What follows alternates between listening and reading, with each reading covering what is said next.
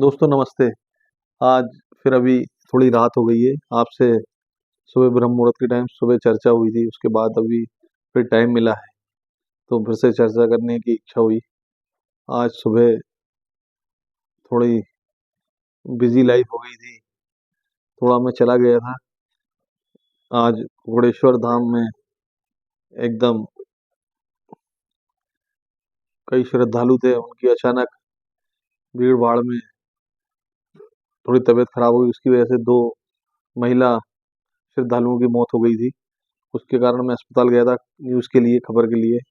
और खबर में आज दिन भर हो गया। उसके बाद आपसे अभी थोड़ा रात में टाइम मिला है, इसीलिए चर्चा करने का तो मेरी इच्छा हुई आपसे चर्चा करने की। दोस्तों, आदमी जब तक जीता है तो उसका बड़ा मान सम्मान सब होता है, लेकिन मरने के बाद आदमी की कद्र क्यों नहीं होती, मेरे को कभी कभी ये एहसास होता है।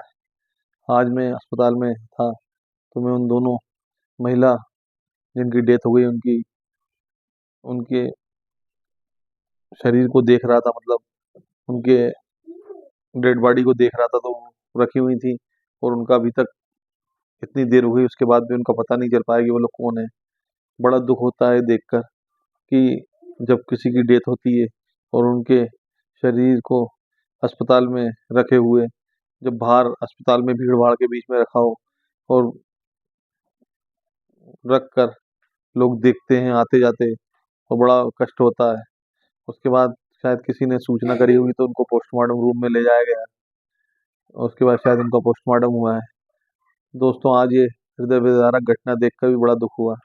उसके बाद हम सीवन घाट पे गए, वहाँ थोड़ा श्रद्धालुओं से बात की, खबर को लेकर खबर बनाई।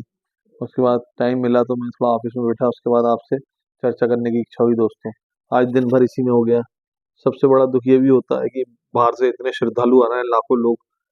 पंडित प्रदीप मिश्रा जी के आह्वान पर पूरे देश से लोग आ रहे हैं और इतनी व्यवस्थाएं, प्रशासन भी कहाँ तक अपनी व्यवस्थाओं को लेकर तैयारी करे। प्रशासन का जितना व्यवस्था होती है उतनी व्यवस्था कर पाते हैं। अब लाखों लोग एकदम अचानक एक शहर में आ जाएं तो कैसे व्यवस्था होगी। दोस्तों, इन सब चीज़ों पर भी विचार होना चाहिए आगे के लिए, क्योंकि प्रशासन में भी जो अधिकारी होते हैं वो भी इंसान होते हैं, वो भी हम जैसे इंसान ही होते हैं। तो वो बेचारे कब तक अपनी व्यवस्थाओं को लेकर, क्योंकि उनको भी दिन रात जग के ये सब व्यवस्थाएं करना पड़ती हैं। और पंडित जी भी अपनी तरफ से सारी व्यवस्थाएं कर ही रहे हैं, लेकिन क्या होता है कि दुर्भाग्यपूर्ण रूप से ऐसी घटनाएं हो जाती हैं जिससे बड़ा दुख होता है ये सब देखकर, और इन सब चीज़ों से बड़ा मन व्यथित होता है। दोस्तों, यही चीज़ होती है कि इंसान जब जन्म लेता है तो बड़े उत्साह होता है, सब होता है, जब जाता है तो बड़ा कष्ट होता है देखकर। दोस्तों, आज यही कष्ट मुझे हो रहा था उन लोगों को देखकर, दो महिलाओं को। और एक माता जी जो आई थी वो तो बड़ी सीरियस थी, उनको आईसीयू में भर्ती किया गया, उसके बाद उनका इलाज चला। दोस्तों, इन सब चीज़ों को लेकर भी सब तैयारियां प्रशासन कर रहा था, प्रशासन ने भी तैयारी भरपूर करी है, लेकिन समय का चक्र कह के नहीं आता है। एकदम कोई घटना हो जाए तो उसमें किसी की कोई गलती नहीं होती है, प्रशासन भी क्या करे।